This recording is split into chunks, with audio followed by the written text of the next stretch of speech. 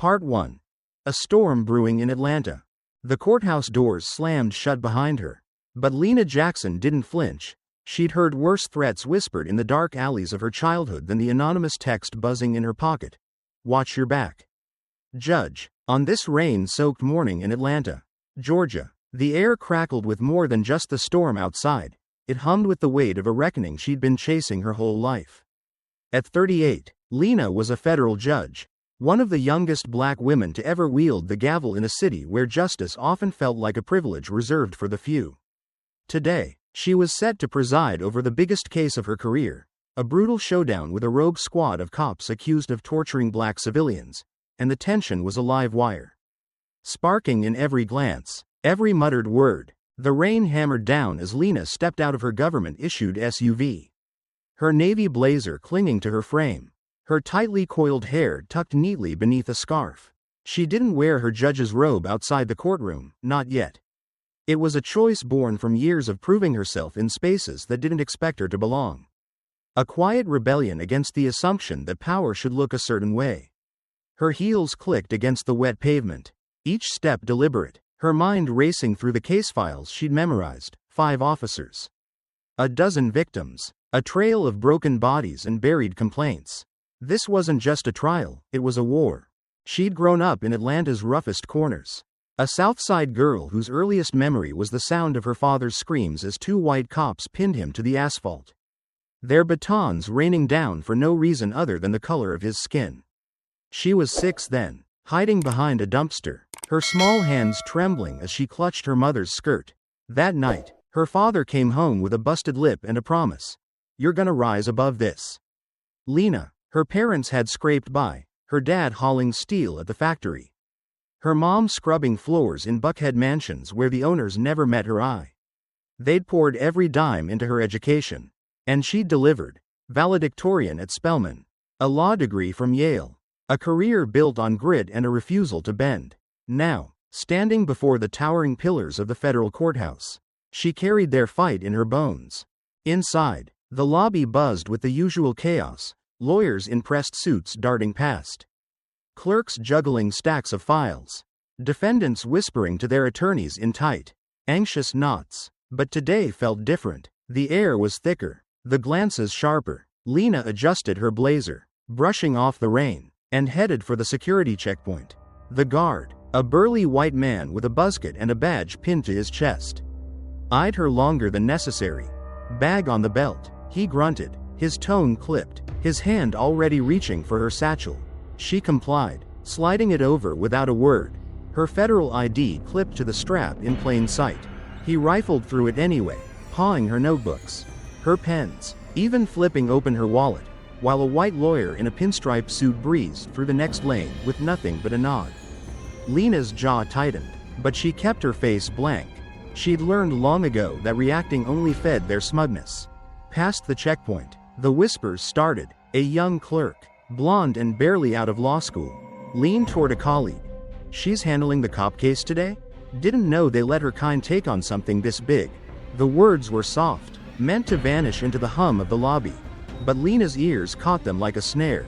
She didn't turn, didn't flinch, just filed it away. Another brick in the wall she'd been climbing since day one. She'd heard worse. The professor at Yale who'd asked if she was there on a diversity quota. The judge who'd once called her articulate, like it was a surprise.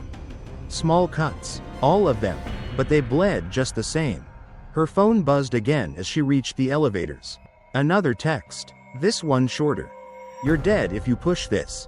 She stared at it, her pulse steady despite the words. Threats weren't new. Her inbox had been a graveyard of them since she'd taken the bench, but these felt personal. Timed too perfectly with today's hearing. She deleted it, slipped the phone into her pocket, and stepped into the elevator. The doors slid shut, trapping her with a white prosecutor in a cheap suit who gave her a quick once-over. You one of the assistants? He asked, casual as if he hadn't seen her ID. No, she said, voice flat. I'm the judge. His smirk faltered, and he muttered something about the weather as the elevator climbed. When the doors opened, she stepped into the 5th-floor hallway. The storm's growl muffled by thick walls. The corridor stretched long and sterile. fluorescent lights casting harsh shadows. She was halfway to her chambers when a commotion erupted ahead, a sharp yelp. The scuffle of boots on tile. She rounded the corner and froze. 2 uniformed cops were dragging a young black man toward the stairwell. His hands cuffed, his shirt torn. He twisted against their grip, his voice raw. "I didn't do nothing." One officer, a stocky brute with a red face, yanked him harder. Snarling, "Shut it, or you'll get worse." The other smirked, his hand hovering over his baton like a kid itching to swing. Lena's breath caught, the scene slicing open that old memory of her father. The man's eyes met hers for a split second, wild, pleading. Before the cops hauled him out of sight, a handful of onlookers lingered nearby, a lawyer checking his watch, a clerk pretending to shuffle papers, none of them stepping in. The silence was deafening, the kind that screamed complicity. She clenched her fists, nails digging into her palms. This wasn't just a random arrest, it was a message, a flex of power timed for her arrival. Those cops didn't know who she was. Not yet, but they'd picked the wrong day to test her. She straightened, smoothing her blazer with a deliberate flick of her wrists, and started toward the courtroom. The case ahead wasn't just about justice anymore, it was about survival. Mark Grayson, the ringleader of the accused officers, was waiting beyond those doors, a man with a rap sheet of brutality and a reputation for dodging consequences. She'd studied his file until her eyes burned. 15 years on the force. 10 complaints of racial misconduct. 0 suspensions. He was the kind of cop who thrived on fear, who saw people like her as targets, not threats. Today, that would change. The storm outside thundered louder, lightning flashing through the high windows as she reached the courtroom entrance. Her hand rested on the heavy oak door, the wood cool against her skin. She could feel the weight of it all, the threats, the stares, the bloodied man in the hall, pressing down like a vice. But Lena Jackson didn't break. She pushed the door open, her chin high, her resolve a blade honed sharp. Whatever waited inside, whoever thought they could scare her off, they were about to learn the hard way. She wasn't just a judge. She was a storm of her own. Part 2. The blade in the lobby. Lena Jackson's heels echoed through the courthouse lobby, each step a defiant drumbeat against the hum of chaos she'd just witnessed. The young black man dragged away, his pleas swallowed by the stairwell's shadows. She kept her head high, her blazer still damp from the storm, her mind a steel trap locking onto the trial ahead. But before she could reach the courtroom's sanctuary, a wall of muscle and malice stepped into her path. Officer Mark Grayson loomed, his broad frame dwarfing the space, his uniform crisp, his badge glinting like a taunt under the fluorescent glare. His cold blue eyes raked over her, a smirk curling his lips as if he'd already sized her up and found her wanting. "Hey, sweetheart," he drawled, his voice a slow drip of contempt. "You lost or just stupid? This ain't your turf." The words hit like a slap. But Lena didn't blink. She'd faced men like him her whole life, their arrogance as predictable as the rain outside.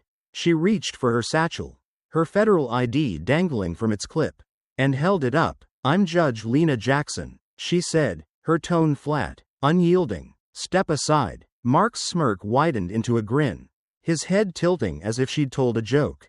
"Judge, huh? You don't look the part. What's that mess on your head hiding? Contraband?" The jab at her coiled hair wasn't subtle, and it wasn't new. She'd heard it in law school halls, in courtroom whispers, her blackness a question mark to people who couldn't fathom her power. But before she could respond, Mark snapped his fingers, and 2 more officers flanked her, their boots thudding against the tile. The lobby crowd, lawyers, clerks, onlookers, slowed, their eyes darting toward the scene like vultures circling a kill. "Check her," Mark barked, his voice slicing through the murmurs. Could be anything in that tangle.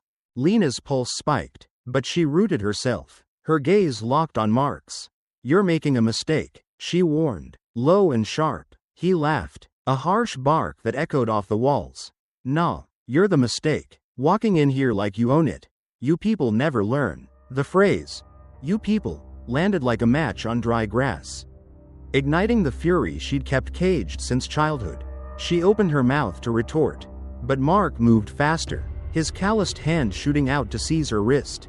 His grip was iron, twisting just enough to sting. A silent reminder of who he thought held the reins. "Get her down," he ordered, and the second officer, a wiry man with a buzzcut and a sneer, grabbed her other arm. They shoved her toward a metal chair bolted to the floor, her knees buckling under the force. She hit the seat hard, her satchel clattering to the ground, papers spilling like fallen soldiers. The crowd gasped, a ripple of shock and amusement swelling around her. Then came the buzz, a low, menacing hum as Mark pulled a pair of clippers from his belt. The kind they used on arrestees in holding. He flicked them on, the blades glinting as he stepped closer, his shadow swallowing her. "You don't belong here," he said, his voice a growl now. "But we'll fix that." Lena's heart slammed against her ribs as he yanked her head back, his fingers digging into her scalp.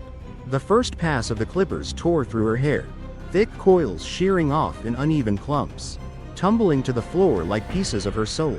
Pain flared, a sharp tug, then a slice as the blade nicked her skin. Warm blood trickling down her neck. She clenched her fists, nails biting into her palms, her breath ragged but silent. She wouldn't scream, wouldn't give him that victory. "Looks like trouble all right," the wiry officer jeered, kicking at the fallen hair. "Could have been a weapon in there." Laughter erupted, cruel, jagged, from Mark's cronies. A chorus of disdain that drowned out the storm outside. A third officer joined in, his voice dripping venom. "She's lucky we don't strip her down too. Teach her some manners." The crowd split. Some chuckled, others shifted uncomfortably, but no one moved. Not the lawyer in the corner clutching his briefcase. Not the clerk pretending to type. Not the janitor, a black man with graying hair, whose eyes met hers for a fleeting, anguished second before he turned away, his hands trembling as he clutched a broom. The clippers buzzed again, another pass stripping her bare, the cold air biting at her exposed scalp. Blood smeared her collar, staining the navy fabric, but Lena refused to break. She stared up at Mark, her eyes burning through his smug mask, memorizing every line of his face, the crooked nose, the stubbled jaw, the glint of sadistic glee. He stepped back, brushing loose strands from his sleeve with a flick of disgust. "There," he said, crossing his arms, "now you look halfway presentable." His cronies roared, a symphony of mockery, but the sound curdled in her ears, fuel for the fire clawing up her chest. The worst wasn't the act itself, the hair, the blood, the humiliation. It was the silence of the room. Dozens of people, educated people, law people, stood by as if this were theater, not a crime. She saw it then, clearer than ever. The system didn't just protect men like Mark, it enabled them, fed them, let them feast on the powerless. But she wasn't powerless, not today. Lena rose slowly, gripping the chair's arms to steady herself, her legs trembling but her spine steel. Blood dripped onto the tile, a crimson trail marking her path, but she smoothed her blazer with deliberate calm, forcing her breath to even. The janitor lingered near the wall, his phone half hidden in his palm, the faint red dot of a recording light blinking. He'd caught it all, every second of Mark's brutality, and though he didn't speak, his nod was a lifeline, a promise that this wouldn't vanish into the courthouse's shadows. Mark smirked, oblivious, his arms still crossed as if he'd won. "Run along now," he said, jerking his chin toward the courtroom doors. "Wouldn't want to be late for whatever you're pretending to do." His crew snickered, but the air shifted, a murmur rippling through the crowd, a flicker of unease. Lena didn't answer. She bent, gathered her scattered papers with blood-streaked hands, and straightened, her gaze slicing through him like a blade. She turned, her steps measured, and pushed through the heavy wooden doors, the creak of hinges a battle cry. Beyond those doors, Mark Grayson waited, unknowing, unprepared, for the reckoning she carried in her fists. He'd lit the match, but she was the fire, and this lobby was just the kindling. The storm outside roared, a mirror to the tempest she'd unleash, and as the doors swung shut behind her, one truth burned clear: he'd picked the wrong woman to break. Part 3. The gavel falls. The heavy oak doors of courtroom 5B groaned as Lena Jackson pushed them open. The sound a deep, resonant bellow that swallowed the fading echoes of Mark Grayson's laughter from the lobby.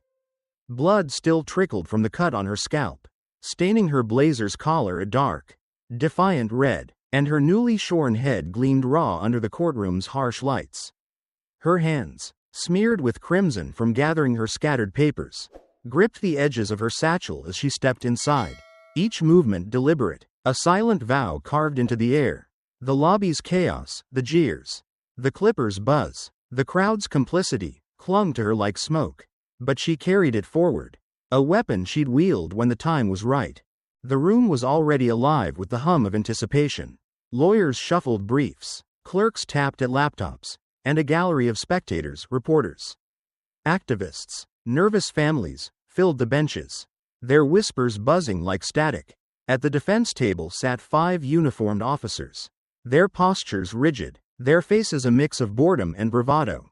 Mark Grayson anchored the group, his broad shoulders squared, his smirk still lingering as he leaned back in his chair, whispering something to the man beside him. They were here to answer for a string of brutality charges, beatings, chokeholds, broken bones inflicted on black civilians over years, but their eyes gleamed with the confidence of men who'd never lost a fight. Not yet. Lena's heels clicked against the polished floor as she crossed the room, her path taking her past the clerk's desk toward the elevated bench at the front. The air shifted, a ripple of confusion, then curiosity, as heads turned. She wasn't wearing her robe. Not yet, and her bloodied appearance drew gasps. A white prosecutor in a gray suit frowned, muttering to his colleague, "Who let her in here like that?" A reporter in the back scribbled furiously, sensing a story. Mark's gaze flicked toward her, his smirk faltering for a split second before hardening again. "What's this?" he snorted, loud enough for the room to hear. "Cleanup crew?" She didn't respond. She climbed the steps to the bench, her satchel thudding softly as she set it down.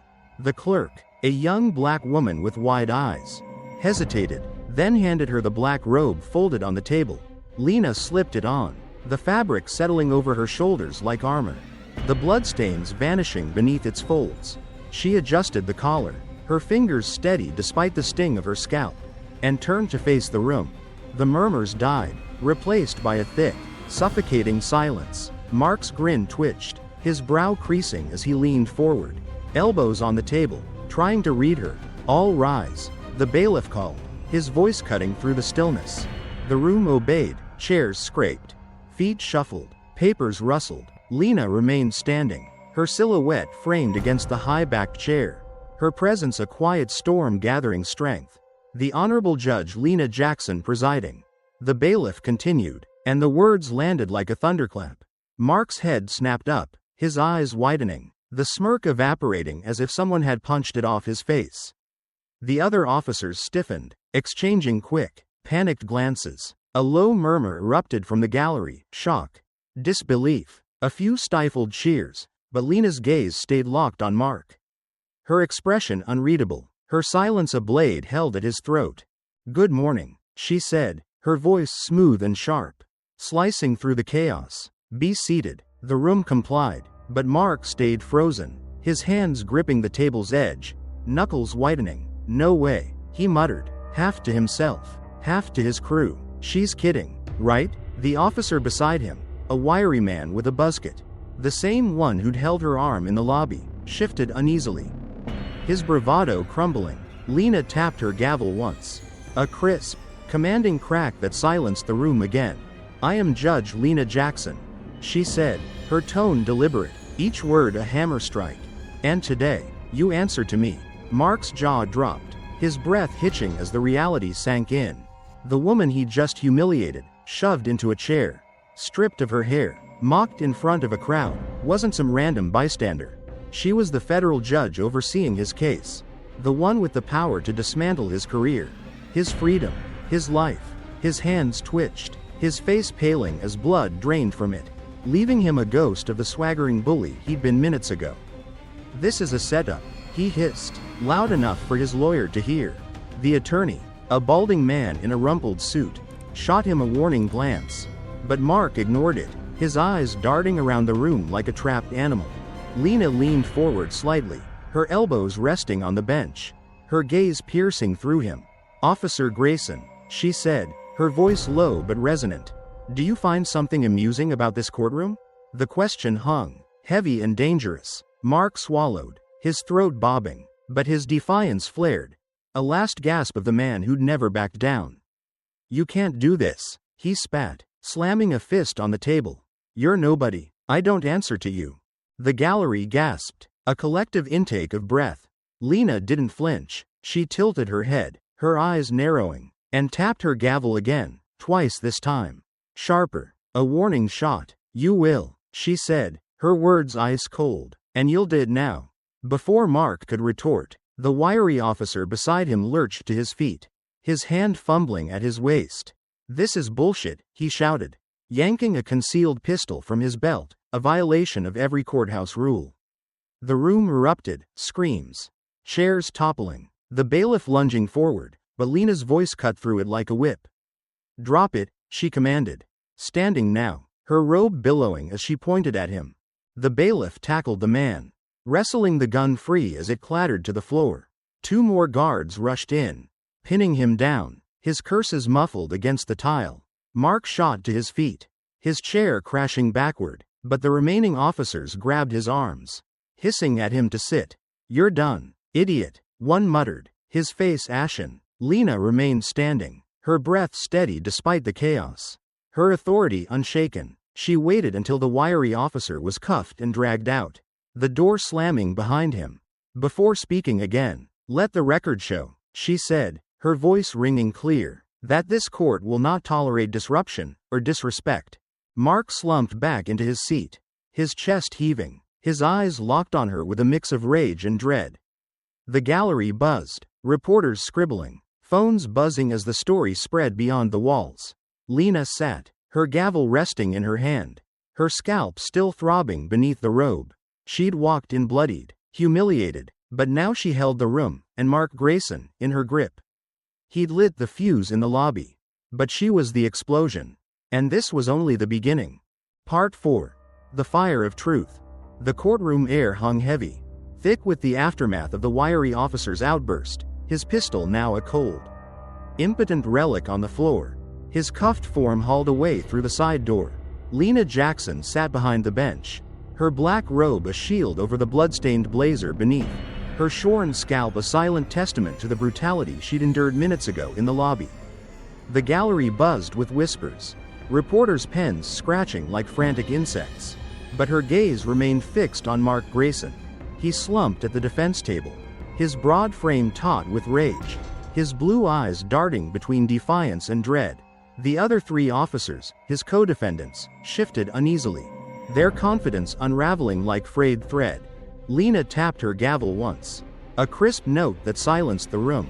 "Order," she said, her voice steady, slicing through the lingering chaos. "We'll proceed." She leaned forward, her elbows resting on the polished wood, her hands clasped, still faintly smeared with dried blood, as she addressed the defense table. "Officer Mark Grayson," she began, her tone measured but edged with steel, "you and your colleagues stand accused of multiple counts of excessive force, racial misconduct, and civil rights violations. How do you plead?" Mark's lawyer, a wiry man with thinning hair and a nervous tic, shot to his feet. "Not guilty, Your Honor," he said, his voice quick, almost pleading. "My clients maintain their innocence and request a full hearing of the evidence." Mark snorted, loud enough to draw a sharp glance from his counsel. But he didn't speak, not yet. Lena nodded, her expression unreadable. "Very well," she said, "the prosecution may present its case." The lead prosecutor, a tall black man in a crisp suit, rose with a stack of files. "Your Honor, the state will demonstrate a pattern of systemic abuse by these officers. Led by Officer Grayson, spanning over a decade, he turned to the gallery, his voice rising. "We have witness testimonies, medical records, and video evidence, some of which has been buried by the department until now."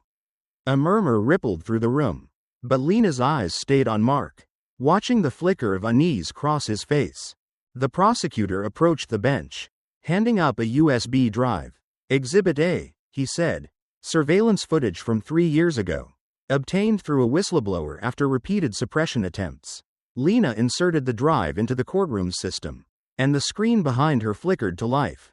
Grainy footage rolled, a dimly lit alley, a teenage black boy, no older than 16, cowering against a brick wall. Mark's unmistakable figure loomed over him.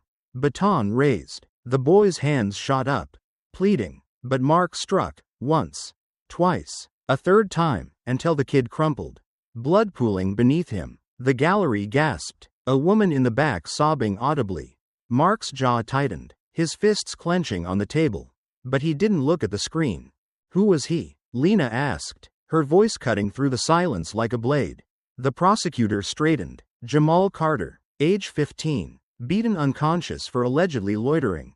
He spent a month in a coma, Your Honor, and still walks with a limp. Lena's gaze shifted to Mark, her eyes narrowing. Officer Grayson, do you recognize this incident?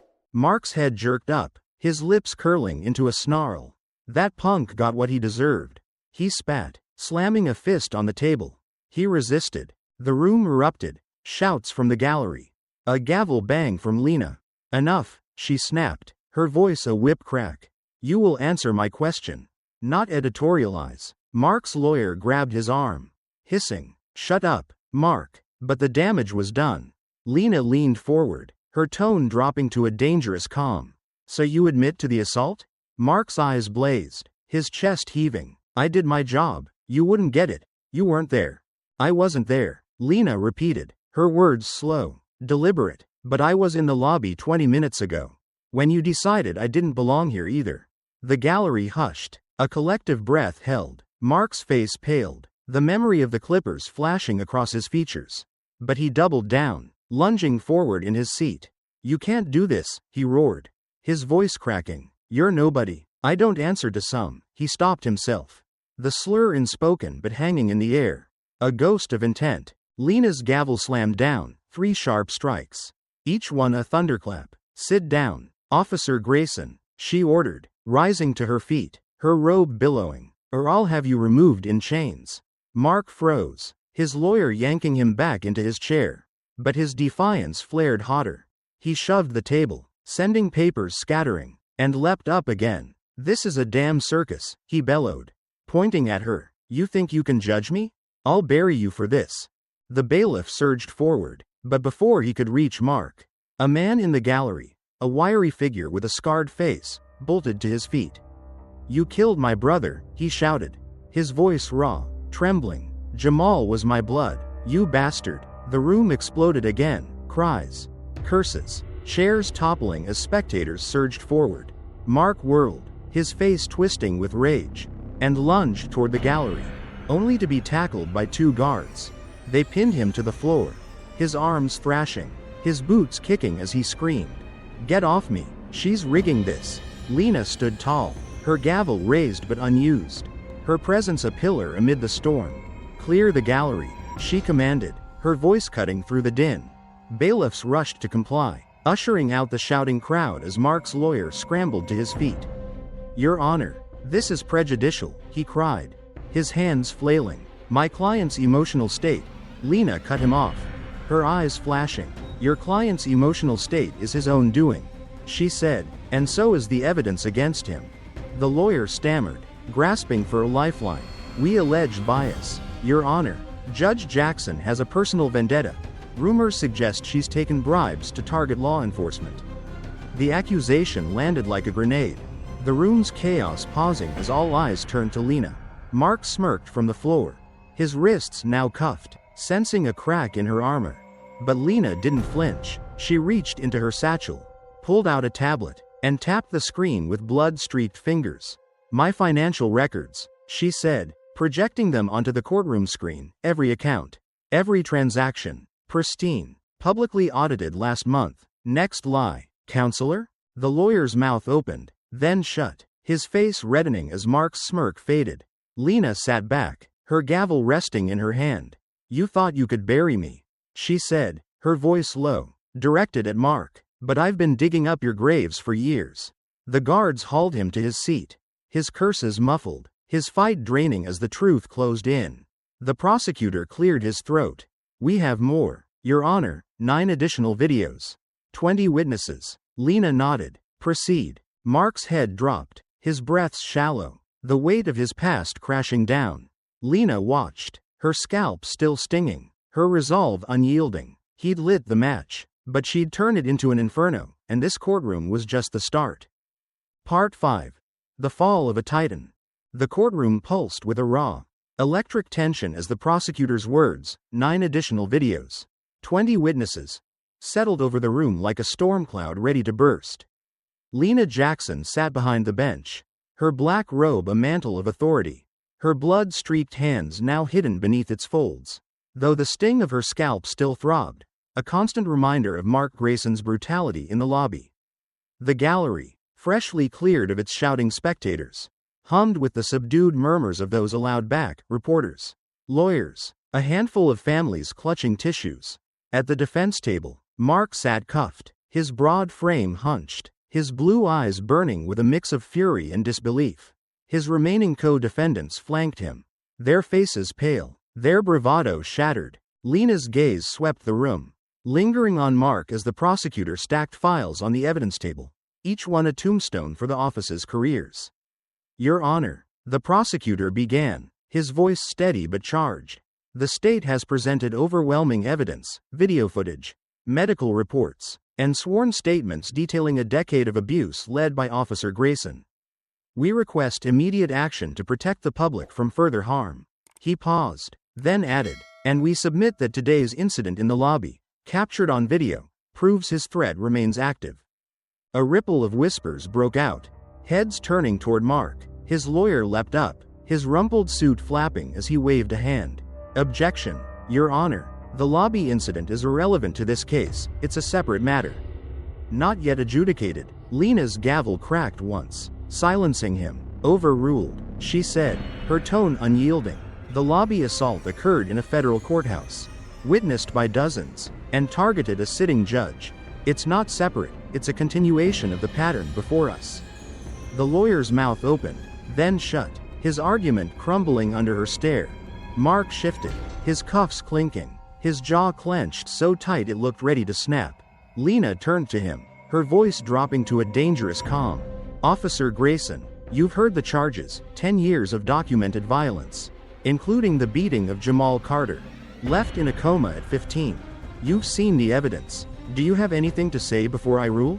His lawyer grabbed his arm, hissing, Don't, but Mark shook him off, surging to his feet despite the cuffs.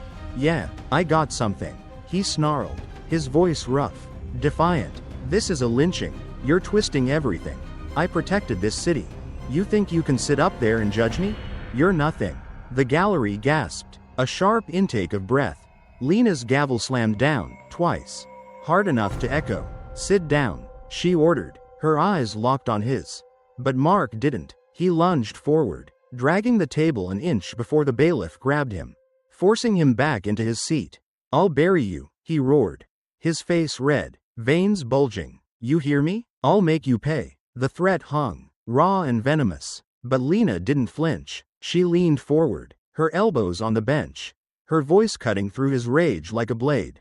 You already tried that in the lobby, she said. It didn't work. The room stilled, Mark's breaths heaving as the weight of her words sank in. She straightened, her gavel resting in her hand. This court has reviewed the evidence, videos of unprovoked assaults, medical records of broken bones and shattered lives, complaints buried by a system that shielded you.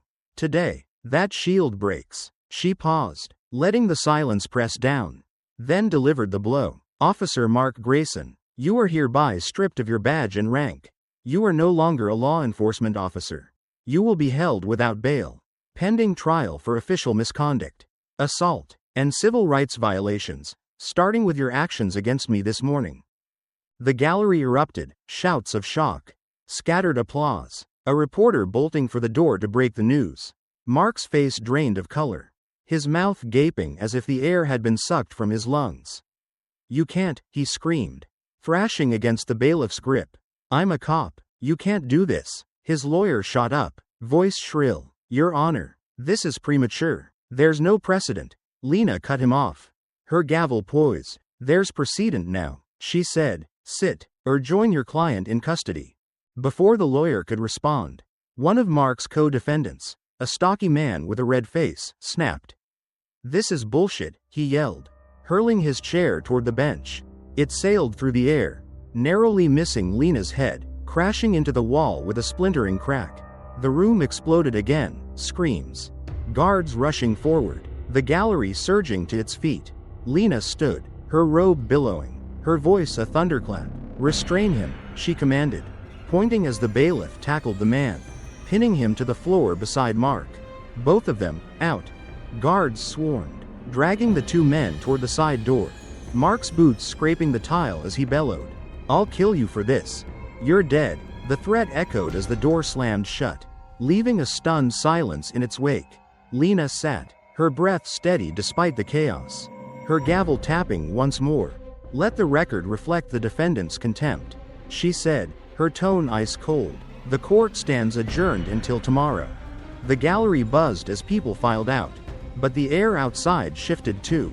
Through the high windows, shouts pierced the storm's roar. Dozens of cops, Mark's allies, had gathered in the plaza, their voices rising in a furious chant, "Justice for Grayson."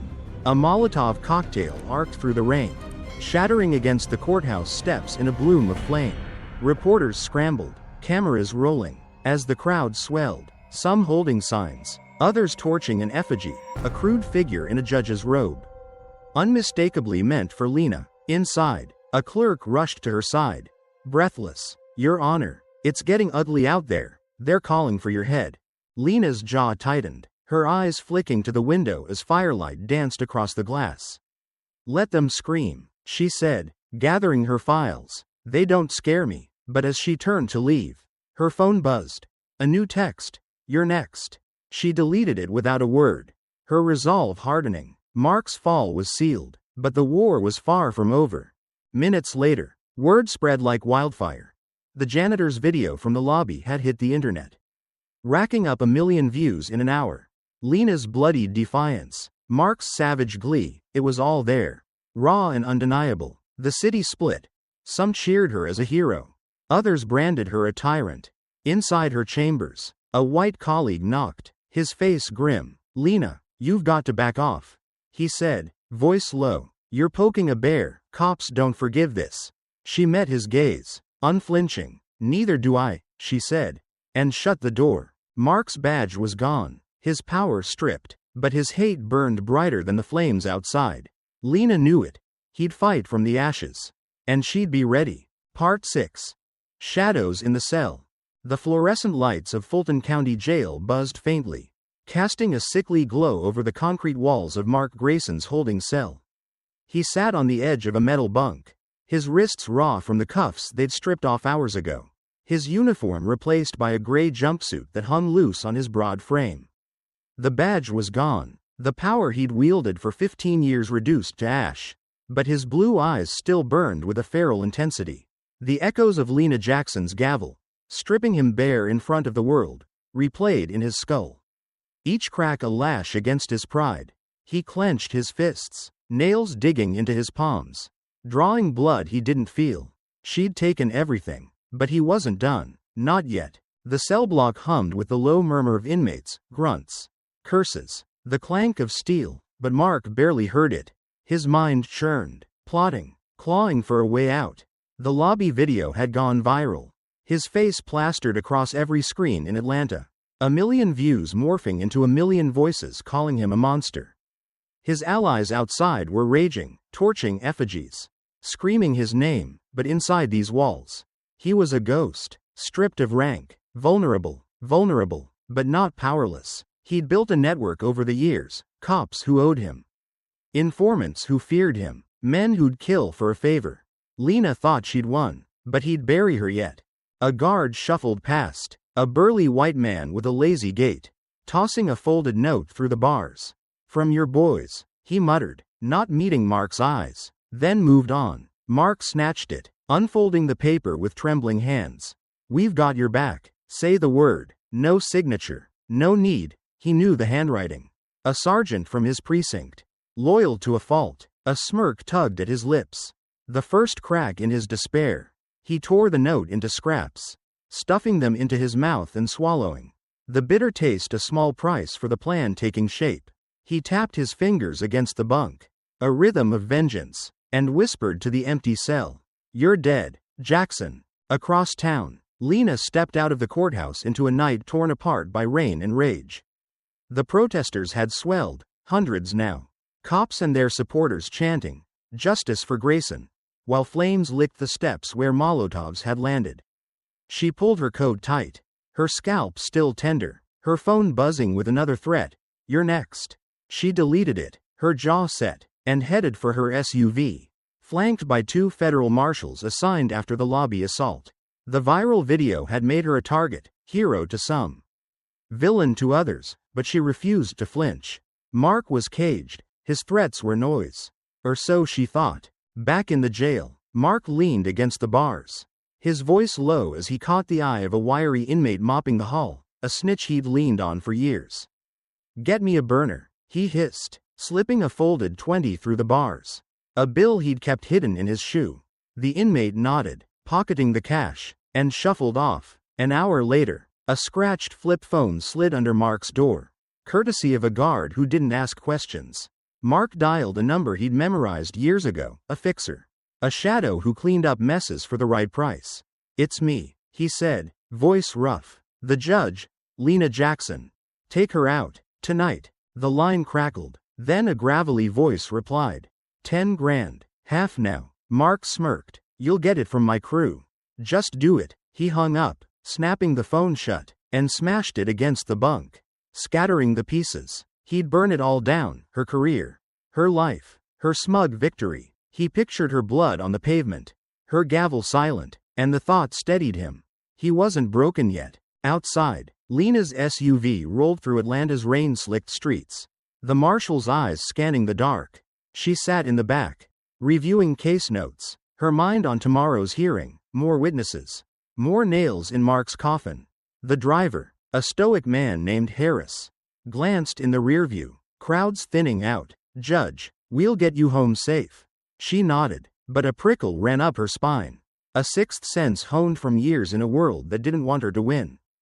The shot came without warning, a sharp crack splitting the night, glass shattering as a bullet punched through the SUV's rear window. Lena ducked, her notes flying, as Harris swerved, tires screeching. "Get down," he yelled. The second marshal drawing his gun, scanning the rooftops. Another shot rang out, grazing Lena's shoulder, a hot sting that drew a gasp but no scream.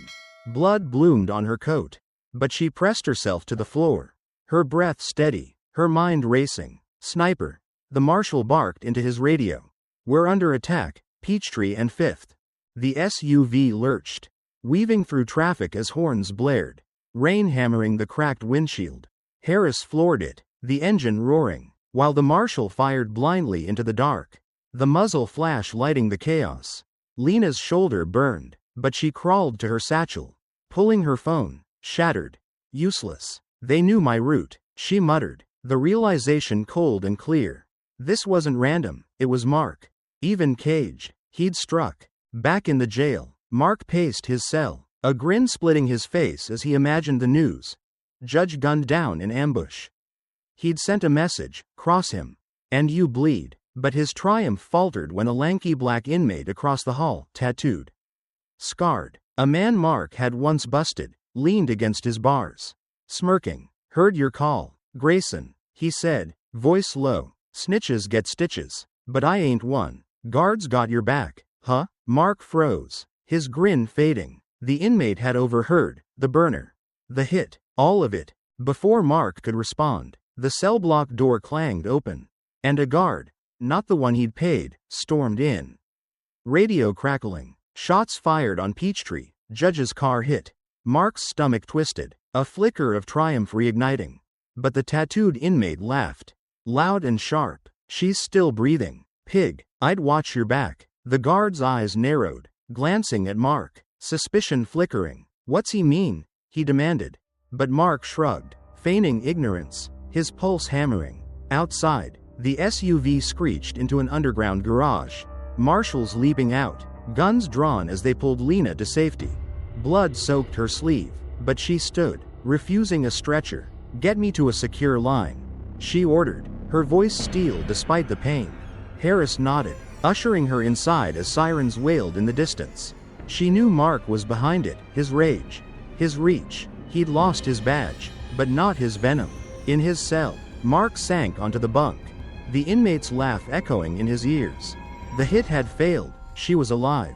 He'd swung and missed, and now the walls felt tighter, the shadows darker. Lena's blood was on his hands, but not enough to kill her. Not yet. Part 7. The Unbroken Flame. The underground garage echoed with the screech of sirens as Lena Jackson leaned against the SUV's dented frame, blood seeping through her coat from the sniper's graze on her shoulder. The federal marshals flanked her, their guns drawn, their faces grim under the flickering lights. Rain pounded the world above, a relentless drumbeat that matched the pulse hammering in her chest. Her phone was a shattered wreck in her satchel, but her mind was razor sharp, cutting through the pain to one truth. Mark Grayson had tried to kill her. From a jail cell, stripped of his badge, he'd still swung for her life, and missed. She straightened, brushing off a marshal's offer of a medic.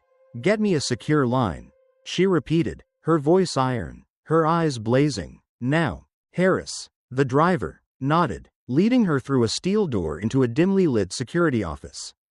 The second marshal stayed behind, radio crackling as he coordinated backup. Inside, a desk phone waited, its red light steady. Lena snatched it, dialing a number she'd memorized years ago, her contact at the FBI's Atlanta field office. "It's Judge Jackson," she said when the line clicked. "I've been shot at. Grayson's behind it. Find the trail." The agent's voice tightened. "You're sure?" She glanced at her bloodied sleeve, her jaw clenching. "Dead sure. Move fast." She hung up, her breath steadying, her resolve a fire no bullet could douse. By morning, the city was a powder keg. The sniper attack, 2 shots, a shattered window, a judge's blood, hit the news like a bomb. The viral lobby video now joined by grainy dashcam footage of the ambush. Atlanta split wider, black communities rallied, chanting Lena's name outside the courthouse, while cop loyalists doubled down, their protests snarling traffic with signs screaming, "Grayson's a hero." Lena, bandaged but unbowed, called a press conference at noon, ignoring the marshal's pleas to stay hidden.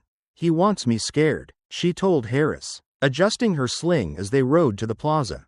"He gets the opposite." The courthouse steps swarmed with cameras, microphones thrust forward as Lena emerged, her robe traded for a navy suit, her shorn scalp bare and defiant. The crowd, hundreds strong, roared, a mix of cheers and jeers. Her shoulder ached, but she stood tall, her voice cutting through the din.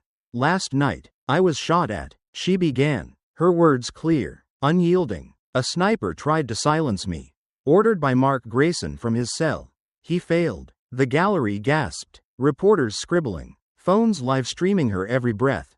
"I'm here to say this. I won't bend. I won't break. And I won't let men like him bury justice."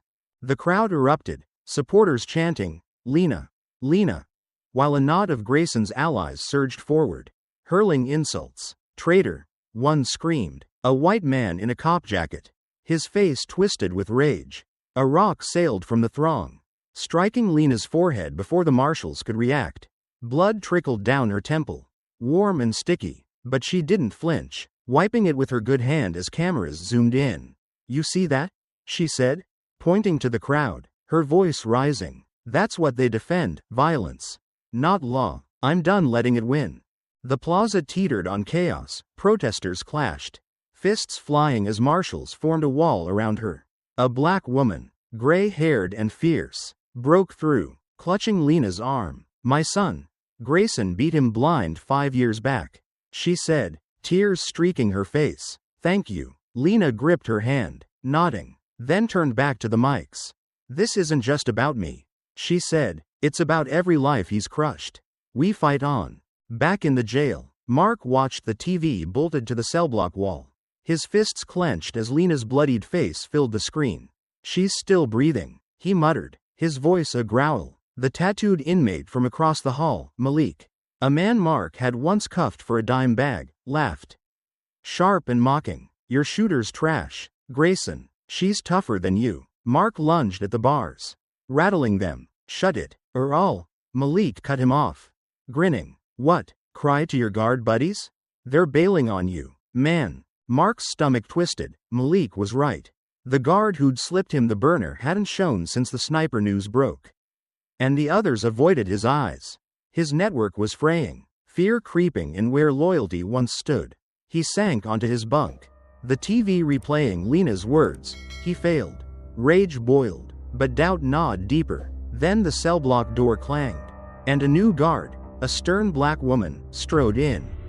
Radio buzzing. "Grayson," she said, her tone flat. "FBI's here. You're in deep." Hours later, Lena sat in her chambers, a bandage on her forehead, her shoulder stiff but functional. The FBI agent, a wiry man named Torres, knocked. Stepping in with a file. "We traced the hit," he said, tossing it onto her desk.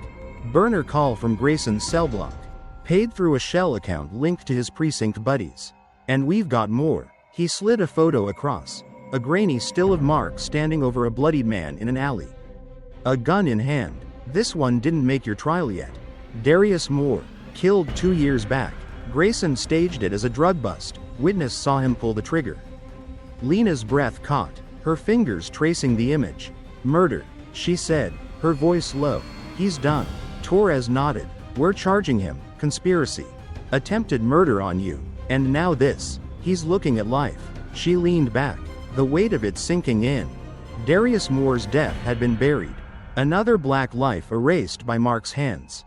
But she'd unearthed it. She handed the file back. "Get it to the DA. I want him buried by the book." Outside, the protests raged on, but Lena's stand shifted the tide. The lobby video hit 10 million views. Hashtags like #justice for Lena trending as black leaders rallied. A white judge, her colleague from Part 5, called. Voice tense. "You're pushing too hard," he warned. "They'll paint you as a race baiter. Back off." She laughed, cold and sharp. "Let them try," she said, hanging up. The bias stung. Her fight framed as too much because of her skin, but she'd heard it before and kept going. That night, she visited Darius Moore's mother, a frail woman in a South Side apartment. Photos of her son lining the walls. He was 20. The woman whispered, clutching Lena's hand. "Grayson took him. I knew it." Lena nodded, her throat tight. "He'll pay," she promised. As she left, her phone buzzed. A text from an unknown number. "You can't stop us." She deleted it, stepping into the rain, her fire unbroken. Mark had swung again, but she'd swing harder. Part 8. The Last Stand. The steel door of Fulton County Jail's interview room clanged shut behind Lena Jackson, sealing her in a concrete box with the man who'd tried to kill her. Mark Grayson sat across the table, his wrists cuffed to a metal loop, his gray jumpsuit wrinkled and stained. His blue eyes glared up at her, a storm of hate swirling in their depths. But his face, once smug, unshakable, now bore the cracks of a man unraveling.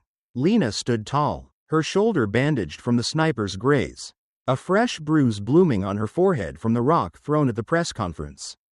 She'd shed her judge's robe for a simple blazer, but her presence filled the room, a force Mark couldn't dodge. "You wanted me dead," she said, her voice low, cutting through the silence like a blade. "Here I am." Mark's lips twitched, a sneer fighting to surface. But his hands trembled, betraying him. The jail had tightened around him since the FBI's raid, his burner call traced. His precinct allies flipping under pressure. The murder of Darius Moore pinned to his name.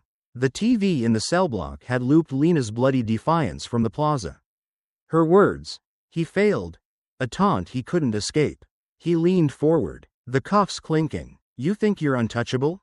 he rasped, his voice rough from shouting. "I'll get you yet." Lena didn't sit. She crossed her arms, her gaze locked on his. Unflinching. "You're out of moves, Grayson. No badge, no gun, no friends. Your hit missed, and now you're facing life, conspiracy, murder, all of it." She paused, letting the weight sink in. "I came to make sure you feel it, every second of what you've lost." Mark's sneer broke into a jagged laugh, harsh and unhinged. "Feel it?" he spat. "You're the one bleeding, sweetheart. Look at you, cut up, shot at, and still pretending you're in control. You're nothing without that gavel." The jab stung, her wounds ached. Her scalp still raw from his clippers, but she stepped closer, her shadow falling over him. "And you're nothing without your badge." she said, her tone ice cold. You spent 15 years breaking people like me, thinking the system would save you. It didn't. I did that. Mark's laugh died, his face twisting with rage. You? He snarled. You're a fluke, a diversity hire who got lucky. I protected this city. You just tear it down. Lena's jaw tightened, the familiar sting of bias biting deep. But she leaned in, her voice dropping to a dangerous whisper. Protected it? You murdered Darius Moore. You beat Jamal Carter into a coma. You caved in lives, black lives, because you could. And in that lobby, you thought you did to me. She straightened, her eyes burning. Tell me, Mark, how's it feel to be the one caged now? His breath hitched, his fists clenching, the cuffs rattling against the table. You don't get to lecture me, he growled. I'll get out. I'll find you. You're dead. You hear me? Before she could respond, he exploded. With a roar, Mark yanked the table, the bolts groaning as he surged forward, snapping the chain linking his cuffs. The metal loop tore free, and he lunged across the table, his hands clawing for her throat. Lena reacted fast, twisting aside, but his fingers grazed her neck, squeezing hard enough to bruise. Die, bitch, he screamed, his weight slamming her against the wall, her injured shoulder flaring with pain. The room spun, her breath cut short, but she didn't freeze. She drove her elbow into his gut, a sharp blow that made him grunt, then slammed her fist into his face, once, twice, blood bursting from his nose as it cracked under her knuckles. The door flew open, 2 guards rushing in, but Lena didn't stop. She shoved Mark back, her good hand grabbing his jumpsuit, and kneed him in the stomach, doubling him over. Not today, she hissed, her voice raw as she threw him toward the table. He hit it hard, the edge catching his ribs, and collapsed, gasping, blood streaming from his face. The guards seized him, pinning his arms as he thrashed, spitting curses. I'll kill you, he bellowed, his voice breaking. You're nothing. Lena stepped back, her chest heaving, blood dripping from her split knuckles onto the floor. The guards wrestled Mark into submission, one cuffing his wrists again, tighter this time. From the hall, Malik, the tattooed inmate who'd taunted him days ago, watched through the bars. His laugh echoing. Told you, Grayson, she's got more fight than you ever did. The words pierced Mark's rage, his head snapping toward Malik. But the guards dragged him up, his boots dragging as he sagged. Defeated, Lena wiped her hand on her blazer, her breath steadying, her eyes locked on Mark's. You don't get it, she said, her voice calm now. Lethal, this isn't about me winning. It's about you losing everything you built on other people's pain. You're done. Mark's head lolled, his bloody face a mask of fury and despair. But he didn't speak. The guards yanked him toward the door, his threats reduced to ragged gasps. As they pulled him out, a white guard, the one who'd ignored her struggle longer than necessary, lingered. His eyes narrow. You okay, Judge? He asked, his tone flat, a flicker of resentment beneath it. Lena met his gaze, unflinching. Better than him, she said, nodding toward Mark's retreating form. The guard shrugged, turning away, but the slight, the delay, the coldness, cut deeper than Mark's hands. She'd faced it her whole career. Men like him, quietly rooting for her to fall because of her skin, her power. The door slammed shut, leaving her alone in the room, the silence heavy with the echo of the fight. Her shoulder screamed, her knuckles throbbed, but she stood taller, the fire in her chest unquenched. Outside, the city churned, protests raging. The lobby video now at 15 million views. Darius Moore's murder charge lighting up headlines. Mark had swung his last blow, and she'd broken him, not just his nose, but his myth. He'd rot in that cell, his name a curse. While she walked out, bloodied but unbroken, she adjusted her blazer, ignoring the pain, and stepped into the hall. Malik leaned against his bars, nodding. Respect, Judge, he said, his grin wide. She nodded back, a rare flicker of a smile crossing her face, then headed for the exit. The war wasn't over. Threats still buzzed her shattered phone. Allies of Mark still roamed, but this battle was hers, and she'd fight the next one just as hard. Part 9. Justice Rises. The Atlanta courthouse stood like a fortress under a bruised sky. its steps scarred from nights of fire and fury. Inside courtroom 5B, Lena Jackson presided over Mark Grayson's final reckoning. Her black robe a banner of unyielding resolve. Her shoulders still ached from the sniper's graze. Her forehead bore a fading bruise from the plaza rock. And her knuckles, split from breaking Mark's nose in the jail, itched beneath a bandage. But she sat tall, her shorn scalp gleaming under the lights, her eyes fixed on the man who'd tried to bury her.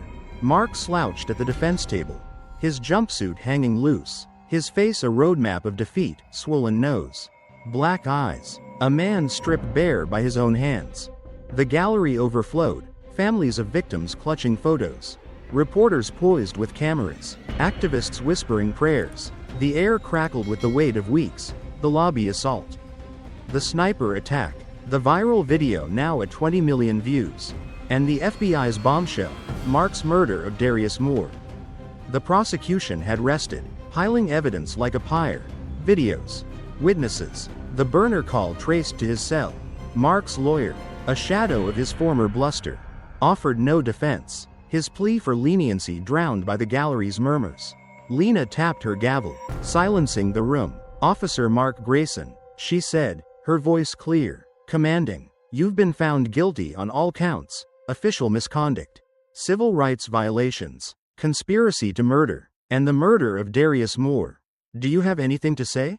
Mark's head lifted, his gaze meeting hers, a flicker of the old fire sparking. "Yeah," he rasped, his voice raw. "You think this changes anything? You're a dead woman walking. My boys'll finish what I started." The gallery gasped, a ripple of shock, but Lena's expression didn't shift. She leaned forward, her gavel poised. "Your boys are in cuffs too," she said, her tone cold. "And you? You're done." She paused, letting the silence crush him, then delivered the sentence. "Life without parole. Take him away." The room erupted, shears clashing with curses as guards seized Mark. Dragging him from the table, he thrashed, his boots scraping, his voice a ragged scream. "I'll see you in hell, Jackson." The doors slammed shut behind him, his threats swallowed by steel. Leaving a stunned hush, Lena sat back, her breath steady, the weight of justice settling over her like a mantle. She'd broken him, badge, freedom, legacy, all dust now. Outside, Atlanta teetered on a razor's edge. The sentencing sparked a massive protest, thousands flooding downtown, split between rage and hope. On one side, cop loyalists burned Lena's effigy, chanting, "Grayson's blood," as Molotovs flared. On the other, black communities and allies marched, holding signs, "Justice for Darius. Lena lives." The clash came fast, fists flew, tear gas bloomed, sirens wailed. Lena stepped onto the courthouse balcony, marshals at her side, and raised her hands, her voice booming through a megaphone. "Stop," she shouted, blood from her reopened forehead trickling down her face. "This isn't the answer, justice is." The crowd paused, a fragile hush falling as cameras rolled, broadcasting her live. "Mark Grayson fell," she said, her words raw, resolute. "Not because of me, but because of us." Every voice he silenced, every life he broke. "We don't burn this city.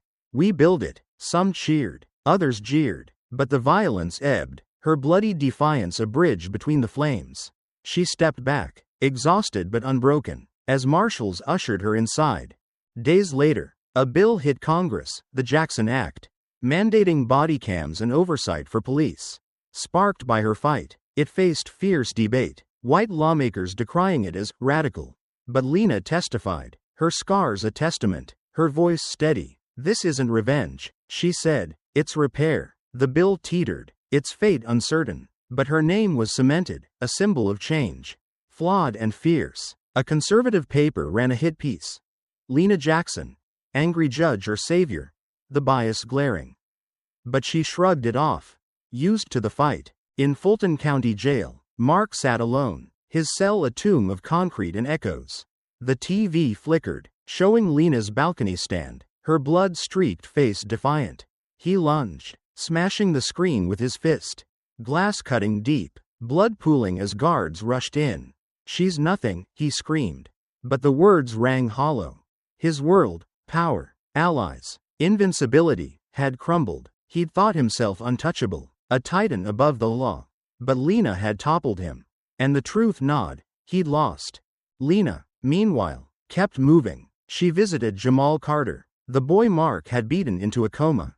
Now a young man with a cane and a shy smile. "You got him," he said, gripping her hand. She nodded, her throat tight. "For you," she replied. Later, she stood at Darius Moore's grave, his mother beside her, whispering, "Rest now, baby." The fight wasn't over. Threats still buzzed. The city still bled, but Lena carried on. Her fire a beacon. Months passed, and the Jackson Act gained traction. Protests morphing into rallies for reform. Lena presided over her courtroom. Her rulings sharp, her scars a quiet badge. One night, alone in her office, she found a letter slipped under the door, no sender. Just words. "You can't stop us." She burned it in her trash can, watching the flames, then returned to her files. They'd come again, but she'd be ready. The story closed with a call to the world. Justice wasn't a gift, it was a battle.